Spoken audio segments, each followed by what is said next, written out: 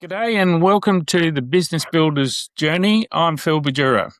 Today I'm with Dee Fitzpatrick-Cooper, General Manager at H&B Fencing based in Dandenong South. Dee Cooper is the General Manager and a co-owner of H&B Fencing, which she runs with her business partner Tim. They are a commercial and industrial steel fencing company based in Dandenong South, working across Victoria with businesses, government, schools, builders and civil contractors. As the GM, Dee's manages estimating, sales and HR along with the day-to-day running of the business. So welcome, Dee. Thank you for having me. It's our pleasure. So I guess just to start with then, how did you get into business for yourself in the first place? Well, H&B is actually my second business. So I started in the construction industry when I was 15.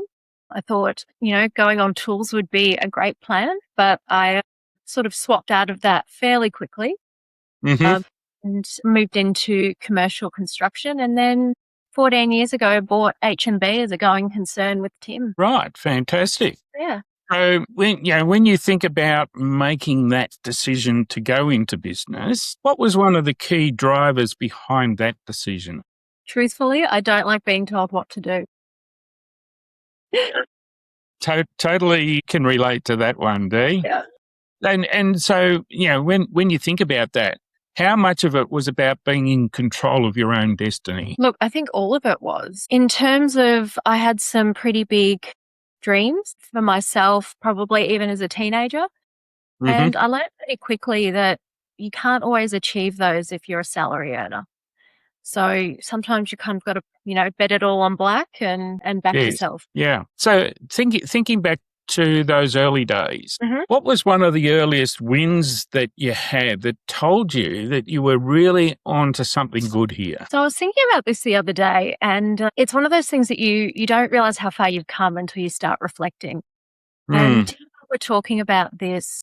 We used to have this whiteboard in our office. So you've got to picture this. It's a dingy precast factory in Dandenong South, and the office is kind of like a tacked on afterthought. And we had this whiteboard up on the wall. And every time we got a sale over $20,000, it went up on this whiteboard and we made a big deal. And now I look back and I think, wow, we will close things well and truly over 100,000 now and just go, yep, that's another Tuesday. So I think back to that development and the wins and the excitement back then. And I think that is something that was just huge as a driver to keep going. Right. Okay. Yeah. So on the flip side of that then, what was one of the earliest mistakes that you made that you wouldn't repeat again or didn't repeat again? That is a much longer list. Yep.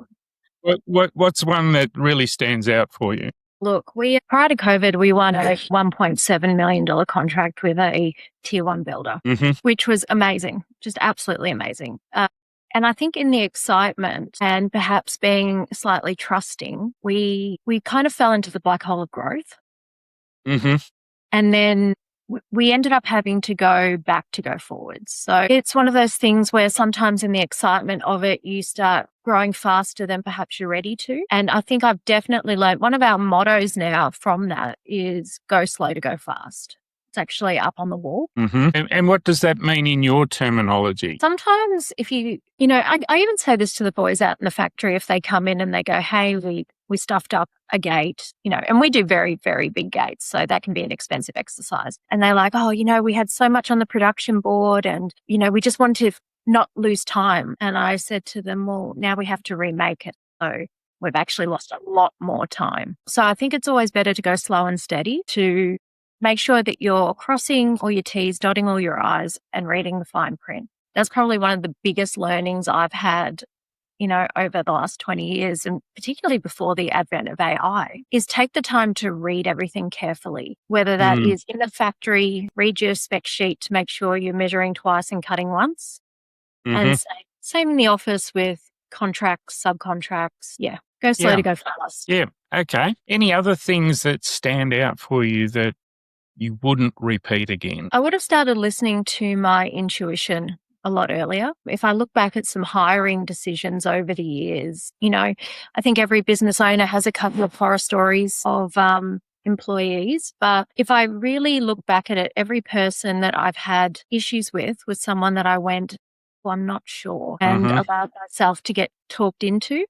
And same with clients, people who talk a really good talk, but then disappear when it's time to pay the bill. It's always trust your intuition, because I think we know more than we give ourselves credit for. Look, quite often when I'm working with my clients, I will ask the question, so what's your gut telling you? And that intuition part can be just so important. So, yeah, no, thank you for recognizing that and raising it, Dee, because in business, it is just so important to trust your intuition, trust your gut feel, because 9 times out of 10, you'll be right. Absolutely. And Yeah. it's a lesson that I've learned time and again, Mm-hmm. to the point now where, I think when you've worked with people for a really long time as well, so Tim and I have worked together for 14 years, you can sort of develop a shorthand. So quite often I'll just say spidey sense, and it's like, the hairs on the back of my neck are tingling. I don't think that's a direction we should go. Fair enough. Okay, so tell us about your meeting with them. So, or maybe if you can explain, how many people do you have in your team? And then, in terms of managing those and your meeting with them and things like that, how do you conduct those? So at the moment, we sit around 25 staff, and that can fluctuate up to 35 depending on workload. Mm-hmm. And this is something that has taken a really long time to get right in terms of how we structure our org chart. And, it's a fine line between having too many layers and not having enough. Yeah. And we've spent 14 years getting to the sweet spot. We've gotten to the point where, like when I mentioned before in the black hole of growth, we had way too many layers, far too many chiefs. And then previously, it was very flat, so everything went through Tim or I, which then, of course, caused bottlenecks. Yes. So what we've done now is we've structured it so that each crew has a team leader. So they are technically managing that crew, but it's not quite that formal. And then we've got our production manager, our site manager, and our factory manager that and look after sort of all their buckets. And then there's Tim and I sort of here ready to work with everyone. So we have, weekly meetings with our team where necessary, and we're always available on the phone. So quite often they'll just give us a call and say, hey, I always say, feel free to call me with solutions and just to bounce them off me for feedback, more so than ringing out going, I have a problem. Yeah. And trying to empower our team has been the biggest thing. Because I always say, and Tim and I always say, that we want to be the dumbest person in the room every time. So I would love my team to ring me and go, hey, X and Y has gone wrong, and I think we could either do this or this to fix it. And for me to go, I think we're on the right track, then them just ring up, because my phone wouldn't stop if people just rang up and said, something broke, what do I do? Yeah, and that's one of the biggest time wasters for you. And look, what you're outlining is one of the key principles in the 1 Minute Manager series by Ken Blanchard is, don't come to me with a problem, come to me with a minimum of 2 solutions. Yeah. And then always answer a question with a question. So fantastic. Well done. So with those key team members, are you having weekly one-to-one meetings with them? Not me so much as Tim. So we have sort of, for necessity, sort of split operations. So I'm running all the HR and the office teams and the sales, and he's more in the guts of it with the installers, the team leaders, and the factory. I always joke to my team that if you're standing in front of me, something's gone seriously awry because it's gone further up the chain than probably needed to. But yeah, I've always found with these guys too, and I think coming from a trade background myself, is they're a lot more comfortable and open if they can access you when needed, as opposed to we're now having a formal sit down, because they tend to freak themselves out. Sort of what we will do now is my team knows they can shoot me a text or a Teams and say, hey, do you have 15 minutes? I need to run through some things with you. And then I'll always make myself available. Yes. Yep. Yeah.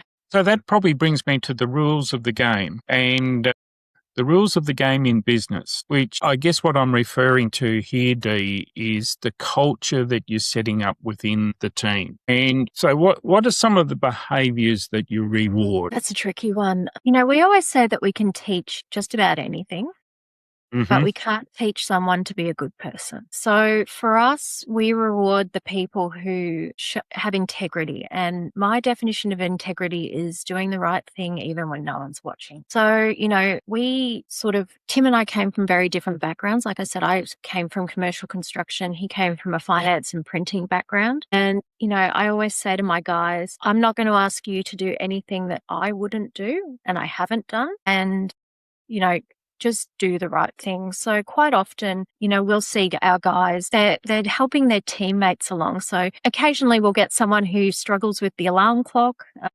And I always say when I interview someone, I really only have 2 rules. Don't be late. So to the point of if you're 10 minutes early, you're on time. That way you can come in, make your coffee, do whatever you need to do, have your smoke. And then when it's clock on time, you're ready to roll. And don't be sick unless you're sick. They're my 2 sort of basic rules. Yep. And, just give a fair day's work. And so what we'll often do, we pay our team well above award because we really do believe that you need to find and reward good talent. But we're always watching and, our crew never knows when they might get a voucher for a weekend away or a nice dinner out or something like that just to say, hey, we see you. Yeah. But building culture is what we reward. The guys that are going, hey, mate, come on, don't be late because then it all flows down. Then we're late to site. Then the day runs long. Then the schedule blows out. They're the kind of people that we just go, right, protect.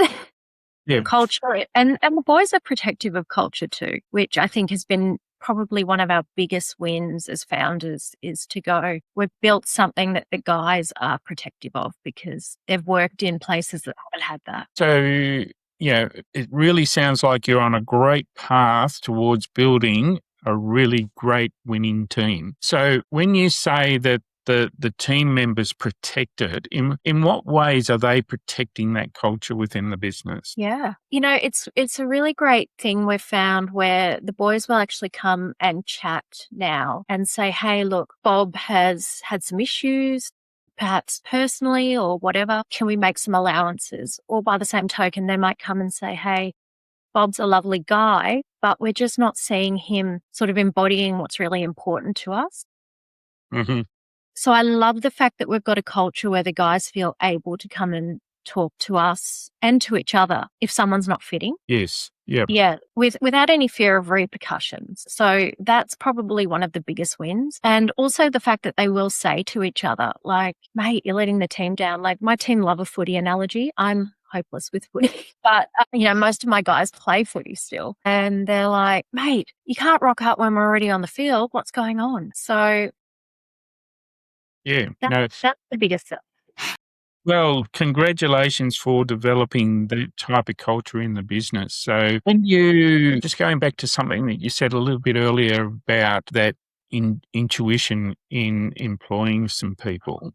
So how do you now attract and grow the talent? And let's face it, in the trades industry, it's a very tight market. So how do you attract the right people into your organisation? Look, there's still a lot of trial and error. One of the things that we made a decision to do probably mid-COVID when the market was really, really tight was to attract trade qualified guys that may want to change for whatever reason. Sort of my life experience is that if you can get through a 4-year apprenticeship, you've usually built some serious staying power and the ability to just say, we're not going to do the wrong things. They've started at the bottom and they understand that they kind of need to just muck in, which is the biggest thing for a small to medium enterprise is that everyone has to be ready to go wherever's needed at that point. And that's same for management. I have literally powder coated because we've had to get a gate out. So the other thing is we generally tend to start our guys casually and it gives everyone an opportunity to get to know each other. I use the analogy of going on a first date. That being said, we don't like keeping people on casual. Everyone needs the security and the safety and the ability to grow within a workplace. But the biggest thing is it gives our team an opportunity to go, this person's awesome. We want to put them forward. And that's really what happens is the team leaders will come to us and go, Bob's amazing. We want him full time. Yep. Yeah. Yeah. And I think that that's an important step is making sure that everyone is a great fit for the team. Yeah. And how well they fit in. So thinking about apprentices then, Dee, how do you retain apprentices? Because there seems to be a bit of a culture with apprenticeships that they reach the end of their apprenticeship and then see that or feel that the grass is greener on the other side of the fence, which is not always the case. So how do you retain your apprentices? So actually, we've just taken on our very first apprentice formally. Mm-hmm. So we've done a lot of sort of traineeships. We also do sort of like it's funny because fencing doesn't have a trade, and it really shows in our industry with, anyone can literally buy some hand tools, put a sticker on his ute and be a fencer. And that is going to change probably in the next couple of years. And it has in other states, but we've just taken on our first apprentice. So he is also my son. So God help us all. But we find that, retaining is tricky, particularly with the younger demographic. Mm-hmm. To be really honest, some of my best team members have come on and trained with us in their 50s and they're amazing. So the younger crew, I'm probably going to sound a bit old and crusty here, but I don't think they've had to really bed in and work for things. It's been very easy for them to move and change, particularly because the job market has been so good for so many years. Yes. I think all we can do is offer the ability to keep growing. And I think that's what will kill culture and particularly for younger people, interest in the role is when you go, okay, this is as far as you can go. Mm-hmm. And to feed it back into what I was saying before, I'm constantly trying to make myself redundant. And the only way I can do that is to give my team, whether they be the installers, the fabricators in the factory, or my office crew, the ability to go, hey, I've mastered this. What can I do next? Yes. Yep. And that being said, with younger guys particularly, there's always going to be the pool of the next big job with the big pay. And there's really nothing you can do there. But what I will say is that we've had numerous staff go off and chase big jobs and come back. Mm. And when you say come back, for what's the reason that they're giving as to why they're coming back? Yeah. So it could be anything from, I wasn't full-time. I went from doing 60 hours a week to 25. It can be the culture wasn't nice, which happens a lot. Mm. And my all-time favorite is they didn't pay me. So that's something, Or, I found out they weren't paying super and it's amazing. One of the things we've, to reflect back on what you were saying about wins is, payday is every Wednesday at H&B. Mm-hmm. We've never once missed a payday. There may have been times where I pulled the money out of my mortgage to cover payroll, but we have never missed a payday. And I think that is something that, again, I'm just hearing so many stories now of guys, coming back in for a visit and going, so-and-so went under and they owed me 40 grand of super it's not a uncommon story, sadly. And it's really heartbreaking. It is. And it's, it's a situation that, is very untenable for all involved. Yeah. Team members, customers, suppliers. There are just so many people getting impacted by that type of situation. So, Dee, I want to come back to, you mentioned growth as being an important part of being able to develop the team and retain the team and keep them going. So where's the growth coming from within your business? Is it bigger jobs, better margins, new regions? Where do you see that growth coming from? It's a good question. I think a lot of it is retention. I used to hate this saying. I had a business coach and he always used to say, get the last squeeze out of the lemon. And I'd be like, oh my goodness. But it really is that it's, we in the construction industry don't spend enough time developing and building relationships anymore. And that's probably one of the biggest changes I've seen as this industry has developed and changed over 25 years is you used to have clients that you just did that for them. That was all it was. You'd built relationships. There was trust. If they needed to catch a job up that had gone overs, you're like, sweet, okay, swings and roundabouts, we'll get that on the next one. And since they've changed things in terms of everything's now basically a uni degree, I think that has changed. So there's a lot of work that I think needs to be done by business owners in my industry to continue to build relationships, because that is actually going to give you growth that doesn't really cost anything apart from your time.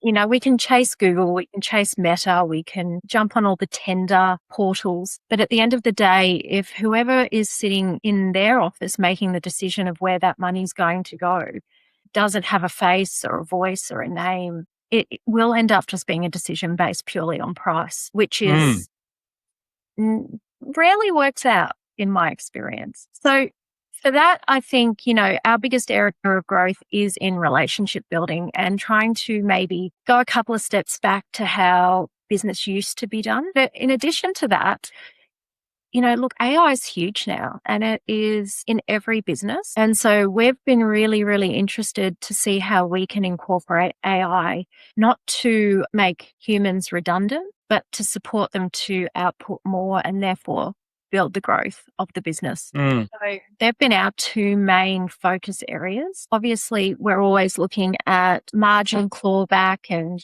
being more efficient. And I guess frugal's probably the wrong word, but making sure that each dollar's working to make sure that, everyone has got that to redraw from. Yeah, fantastic. And I think, the points that you've just made are so important in business. And yes, AI is a thing that is evolving and developing. And I think you're right on the point where it's not about replacing jobs. AI is a tool to help you make quicker and better decisions as part of the process. So, and just picking up on your point about the pricing. So what's a practical pricing tendering tip that's helped you improve your win rate or your margins? Is there anything that you can share with us in that field? So tendering's a really interesting space and it's something that we actually stepped out of for a really long time. The reason that we've now gone back into it is because of AI, interestingly, giving us a little bit more scope. My top tip, if you're working through the tender portals, so like your estimate ones or your big contenders, send an RFQ, get in front of these guys. 9 times out of 10, the drawings that you get given in your tender package, if you're doing your due diligence, you'll see that they do contradict. The spec to the drawing will be different. And you've got an opportunity there to reach out to that tenderer, whether it be, might be a cadet even, to say, hey, have you noticed that these are contradicting? A lot of the time they'll go, oh no, I've never even looked at the metalwork package or the fencing package or whatever that is, whether it's, your electricals or your HVAC, whatever, because this applies to any trade base, and just say, hey, we noticed this. Could you just clarify that? And then they're going to go, I spoke to Phil at Action Coach and he was onto that. He paid attention. So yes, again, going back to building those relationships, it's all intertwined. It's such a interesting little ecosystem business. That is. And I think that's some great advice that you've just shared is pick up the phone and speak. Yeah. And it's a skill that, I think we're losing at a rapid rate of knots. And having the confidence to pick up the phone and challenge at the same time is really important. So great advice. Thanks, Dee. Again, now just going to flip things on its head again for a moment. When do you actually say no to a job and what's the rule that you apply? Okay. I actually do. I'm going to try and word this and not swear. I will say that one of my biggest wins as a business owner is getting to the point where I can decline work. Mm-hmm. So I have a couple of non-negotiables and I have actually defended them quite vigorously. If someone is disrespectful to my team, whether that is at an inquiry stage, at a negotiation stage, because let's face it, every job is a negotiation, or even at the start of a job, I will just terminate that. And I've really upset people doing it. Again, it comes to intuition. If someone is really unpleasant to deal with on the outset, it is only going to get worse once you get into bed with them, so to speak. Absolutely. So that is a big one, to the point where I have actually declined jobs over 6 figures, because at the end of the day, no one in my office should get off the phone and be upset. So that is a big one. Yeah, so I guess, Dee, that comes back to the values that you set within the company as well. Absolutely. Yeah. Yep. And Absolutely. your second So one? a little thing. So after COVID, as a lot of businesses started going into liquidation, we introduced deposits payments. Mm-hmm. And I find now that if someone is ducking and weaving their deposit payment, the chances of getting paid at the end are pretty slim. So that being said, we've had to write off a few jobs over the years where they have paid their deposit and then disappeared on the balance. Mm-hmm. But yeah, just pay attention. It's, people telegraph their punches if you're watching.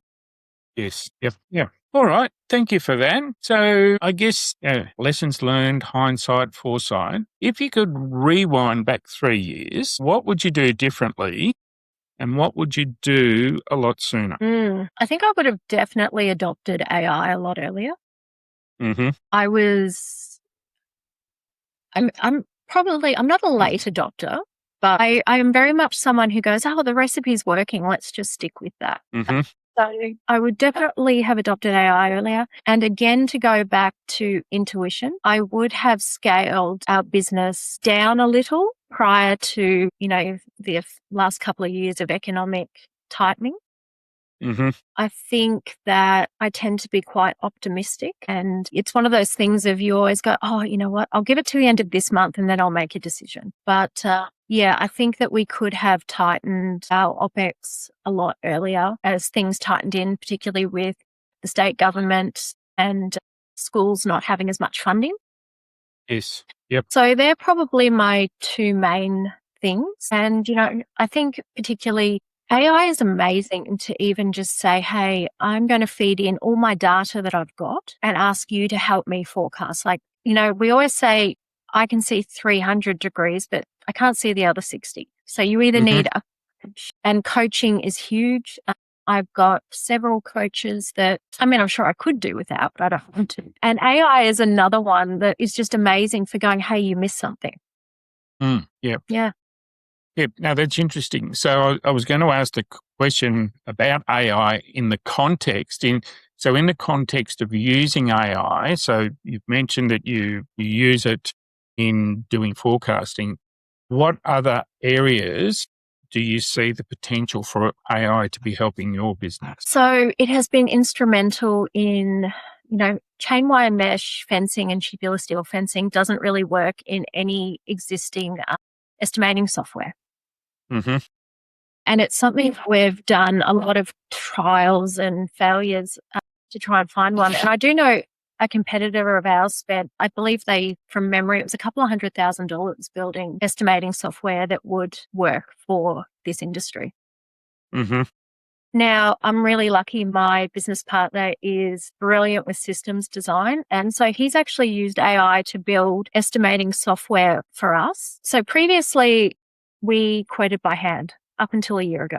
I loved that. I'm a data nerd, so I love the fact that I could work it out and cost it back and go, what did I miss? But that's been huge in terms of output. So, to give you an example, prior to really adopting AI, we could quote maybe 3-ish million a month comfortably. This month was 9 points. Well, I suppose today's not over, but so that's been absolutely massive. And again, that feeds into growth. That means we can get more output and eventually grow headcount. So that's been huge. And in terms of also keeping, referencing being a data nerd, I keep old-fashioned spreadsheets of every quote I do, all the data points from that particular quote. Where did they find us? So on and so forth. We then have a spreadsheet that shows our days to close and our inquiries. And you can just dump all that into AI and it will act like a business analyst and go, hey, I think that based on this history data, you're actually going to have more work than you can manage.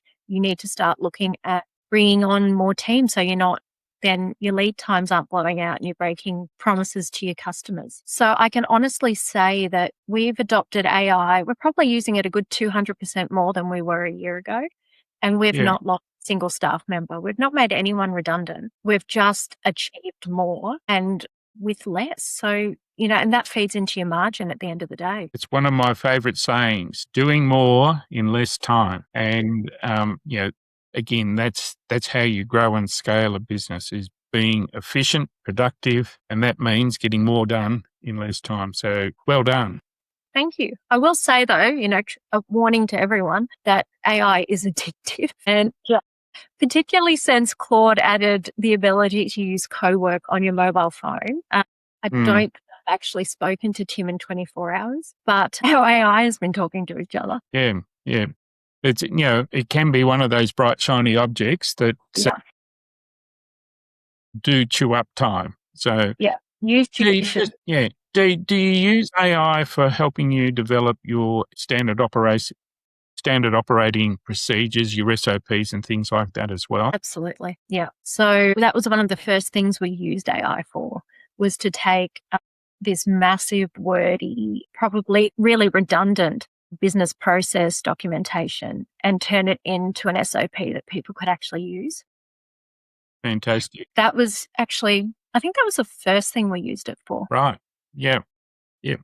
And it's huge. It's huge at how much easier it makes it for teams and to split it off for each role, as opposed to going, the old fashioned, here's a binder, get the dust off it. Here's everything that you need. It's completely different. And Dee, have you been able to measure or test and measure how those new SOPs, how much it has reduced your rework and callbacks? I don't think we've measured it in that way. We have definitely, our team gives us a weekly sort of snapshot of where they're hitting their KPIs and where they're missing them. It's probably a really good data point to look back on, actually. But we're definitely seeing that things, are being done in a much quicker time frame without inaccuracies. So that has been really, really great. Yeah. Okay. Well done. So what have you learned about yourself on your business journey? Look, it's. I think you become different people as you develop as a human, and as you develop in your role as a business owner. I mean, I look back now and think of decisions I made or reactions I had to things 10 years ago and I cringe. I am sure I have staff members I need to ring ex-staff members and go, I'm really sorry. But, one of the things I've learned the most about myself is that I'm exceptionally stubborn, hence probably being self-employed. I do joke that I'm now unemployable. I'm a workaholic, and that is something that probably needs a bit of tempering. But one of the beautiful things I've learned as I grow as a woman, in my mid-40s, I have a child that's nearly an adult now, and, team members that I've had for 7, 8, 9 years plus, is that I now have learnt to respond rather than react to things.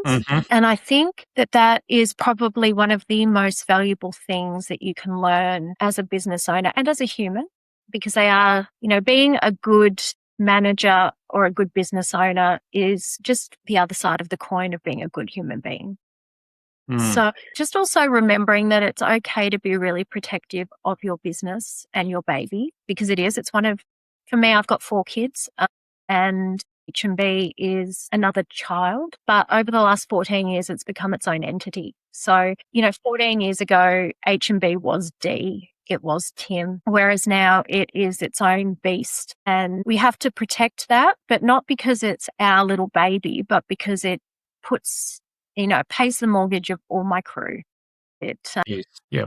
I always think, if someone says in an interview, we're a family here, you should probably run for the hills. It's probably not a good workplace. But eventually you do get to a point where, in a really healthy way, you can say, yes, this is its own ecosystem of people that, if one person's off, the whole ecosystem goes off. Yes. Yep. Yeah. Okay. Thanks for sharing that. Final question. Yeah. What does the future look like for you And then what do you see as being the main challenges for your industry?